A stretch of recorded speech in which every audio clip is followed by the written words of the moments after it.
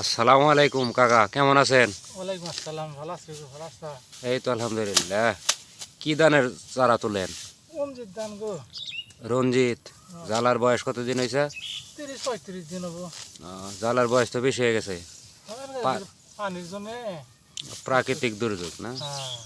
জালার বয়স যদি পারফেক্ট আপনার 22 থেকে 25 দিন হয় তাহলে ফলন বেশি হয়। ওটাই তো। আচ্ছা, এমনি রঞ্জিত ধান আপনার 33 শতাংশে কয় মন ধান নামে? 15-16 এরকম হয়। 15-16 মন হয় না? হ্যাঁ। মাশাআল্লাহ। এটা আর পরিচর্যার রূপে জমির রূপেও তো নির্ভর হ্যাঁ, করে। হ্যাঁ, জালাতে কি কোনো কীটনাশক বা ছত্রাকনাশক স্প্রে করছিলেন? না আমি কিছু করি নাই।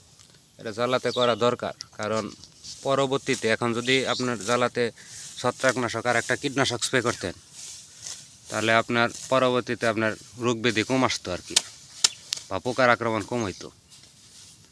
এখন করা দরকার ছিল। অনেকে করছে, আমি করি নাই। যাই হোক, আপনার জালার কোয়ালিটি মোটামুটি ভালোই, আলহামদুলিল্লাহ ভালো যায়। ঠিক আছে, ভালো থাকেন, কাজ করেন। আসসালামু আলাইকুম। ওয়ালাইকুম আসসালাম।